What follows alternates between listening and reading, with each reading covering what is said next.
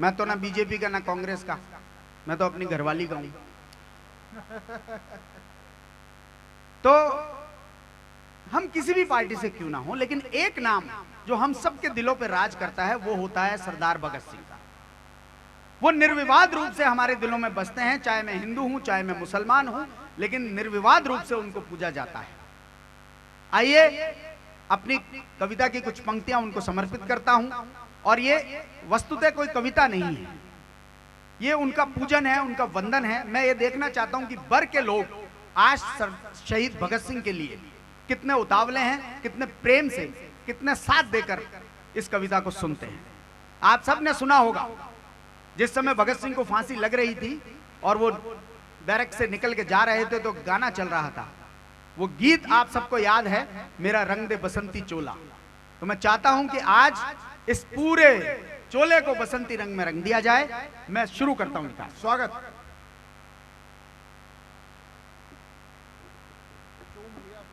कि चूम लिया फांसी का फंदा जिसने खुद ही खुश होकर, चूम लिया फांसी का फंदा जिसने खुद ही खुश होकर। क्या संस्कार थे साहब।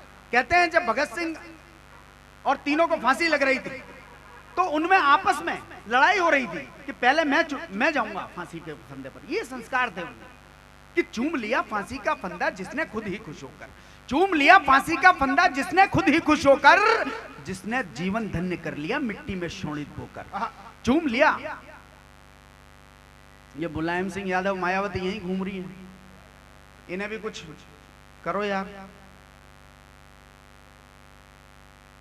कि चूम लिया फांसी। आओ वापस से आओ, एक बार ताली बजा के बताओ कि सुनना चाहते हो जोर से। ये तुम्हारे हाथों में ताकत नहीं है यार, मेरी आवाज में इतनी 4 दिन से कभी सम्मेलन कर रहा हूं, थका पड़ा हूं। स्वागत। नहीं ताली हम कहीं नहीं ले जाएंगे आपकी, ये सुबह भी ऐसे ही बजनी है, चिंता मत करें आप। भगत सिंह सुने और दिल से सुने, बताएं कि ये भर की जनता भगत सिंह सुनना चाहेगी। कि चूम लिया फांसी का फंदा जिसने खुद ही खुश होकर, चूम लिया फांसी का फंदा जिसने खुद ही खुश होकर, जिसने जीवन धन्य कर लिया मिट्टी में शोणित बोकर। अरे जिसके गालों की लाली से सूरज की लाली कम थी और चमक आंखों में ऐसी स्वयं चांदनी बेदम थी। गबरू सिख जवान भगत सिंह घबराता था शादी से। गबरू सिख भगत सिंह के पिताजी ने कहा बेटा अब तुम बड़े हो गए हो, क्यों ना तुम्हारा विवाह कर दिया जाए। भगत सिंह के पिताजी ने कहा बेटा तुम अब बड़े हो गए हो, क्यों ना तुम्हारा विवाह कर दिया जाए। भगत सिंह उसी रात अपने घर से गायब हो गए। एक पत्र पिताजी के तकिए के नीचे छोड़कर गए। उस पत्र को जब सुबह पिताजी ने खोला तो उसमें लिखा था कि पिताजी मेरा विवाह हो चुका है और मेरी दुल्हन इस देश की आजादी है। कि जिसके गालों की लाली से सूरज की लाली कम थी और चमक आंखों में ऐसी स्वयं चांदनी बेदम थी। गबरू सिख जवान भगत सिंह घबराता था शादी से। अरे जिसने ब्याह रचाया भी तो भारत की आजादी,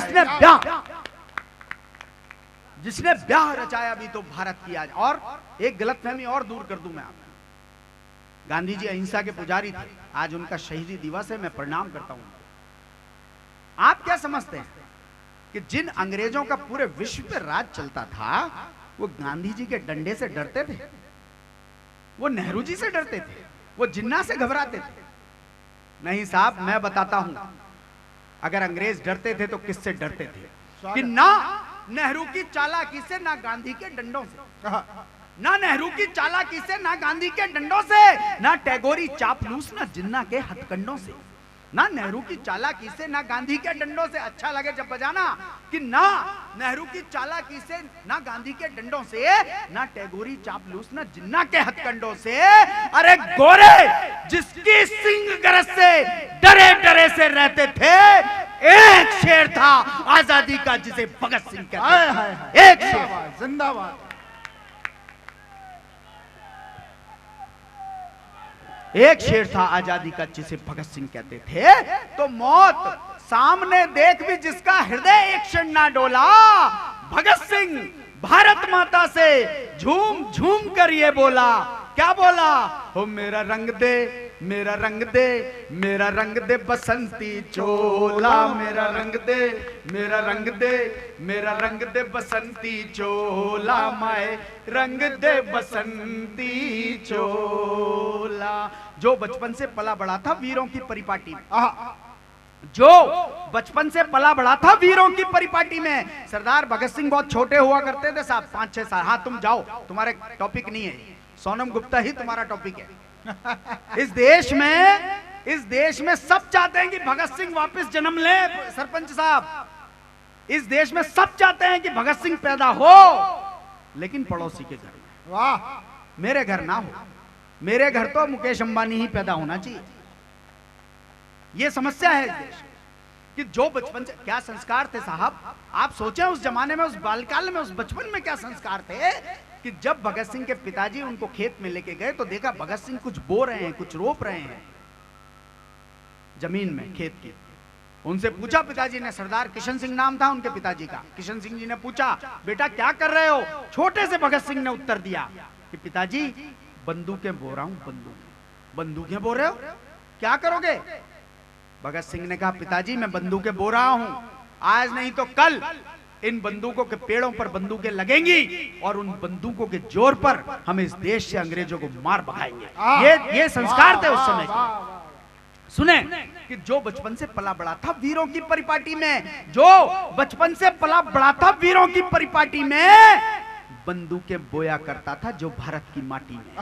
जो बचपन से पला बड़ा था वीरों की परिपाटी में, बंदूकें बोया करता था जो भारत की माटी में, अंग्रेजों के क्रूर दमन से आजिज आकर बैठा था, अंग्रेजों के क्रूर दमन से आजिज आकर बैठा था, अपने दिल में राष्ट्र प्रेम की आग जगाकर बैठा था।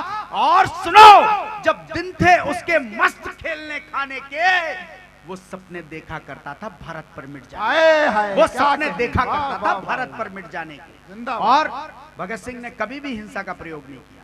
वो असेंबली का बम याद करो, उस असेंबली के बम को इतना छोटा करके फेंका गया था ताकि अंग्रेज मरे नहीं, उनके कान खुले, कान। उन्होंने कभी हिंसा का प्रयोग नहीं किया। लेकिन एक घटना इतिहास में ऐसी हुई, आप सब समृद्ध लोग हैं, पढ़े लिखे लोग हैं, एक घटना इतिहास में ऐसी हुई जब भगत सिंह को क्रोध आया। घटना यह थी कि लाला लाजपत राय के ऊपर सैंडर्स, जो अंग्रेजों का सेनापति था उस समय, उसने लाठी चार्ज किया था। उस लाठी चार्ज में लाला लाजपत राय की मृत्यु हो गई। तब भगत सिंह को क्रोध आया और ऐसा कहा जाता है कि लाला लाजपत राय के शरीर के ऊपर 27 लाठियां मारी गई थी। 27। उन 27 लाठियों में से 19 लाठियों से उनकी मृत्यु नहीं हुई सरपंच साहब। क्यों? क्योंकि वो लाठियां उनके शरीर के निचले हिस्सों में मारी गई थी। 8 लाठियां जो उनके सर पर मारी गई थी, उन सर पे पड़ी हुए घावों से वो कोमा में चले गए और कालांतर में स्वर्ग से धार गए। तब भगत सिंह को क्रोध आया, तब उसकी क्रोधाग्नि जागी और उसने क्या किया? अंतिम पंक्तियां पढ़ रहा हूं, मुझे ऐसे विदा करना कि मुझे लगे कि मेरी थकान आज मेरे बर वालों ने उतार दी। तब उस भगत सिंह को क्रोध आया और उसने क्या किया कि लाला जी की खबर सुनी तो ज्वाला भड़क उठी तन में। लाला जी की खबर सुनी तो ज्वाला भड़क उठी तन में। जितनी लाठी उतनी गोली मारूंगा ठाना मन। लाला जी की खबर सुनी तो ज्वाला भड़क उठी तन में। जितनी लाठी उतनी गोली मारूंगा ठाना मन में। राजगुरु को साथ लिए वो निकल पड़ा मत वाला था। राजगुरु को साथ लिए वो निकल पड़ा मत वाला था। आज भगत सिंह की आंखों में काल डोलने वाला था। उस गोरे पापी हत्यारे को जा रगड़ा माटी में। 8 गोलियां गिनकर दागी सैंडर्स की छाती। 8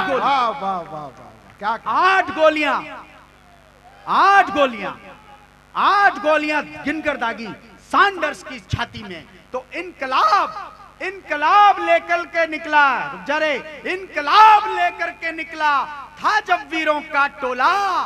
तो भगत सिंह भारत माता से झूम झूम कर ये बोला।